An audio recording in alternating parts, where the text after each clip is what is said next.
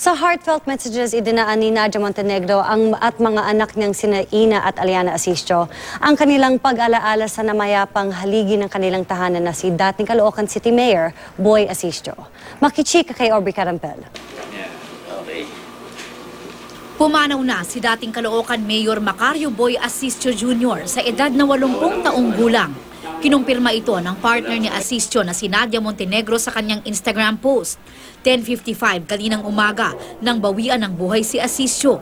Isinugod sa ospital ang dating mayor nung isang linggo dahil sa cardiac arrest at na-comatose bago bawian ng buhay. Nagpasalamat si Nadia sa lahat ng mga nag-alay ng dasal.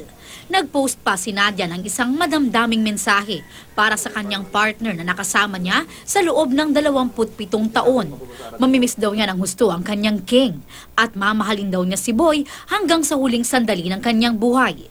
Nag-post din ng heartfelt messages ang mga anak ni dating Mayor Asistio na sina Ina at Aliana para sa kanilang daddy. Sa Instagram ni Ina, nag-post siya ng larawan kasama ang kanyang daddy Boy at sinabing mamahalin niya ito habang buhay.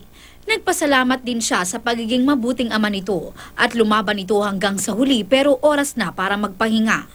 Lyrics ng kantang Kahit Maputi na ang Buhok Ko ang ipinost ni Aliana para sa kanyang daddy. Mamimiss daw niya ng husto ang ama at nagpasalamat sa lahat ng magagandang alaala na iniwan nito. Humiling ang pamilya na gawin munang pribado ang kanilang pagluluksa ngayong araw. Simula bukas ay ibuburol ang mga labi ni Asistio sa Loyola Memorial Chapel sa Commonwealth, Quezon City. Sa Biyernes ay ililipat ang kanyang mga labi sa Caloocan City Hall.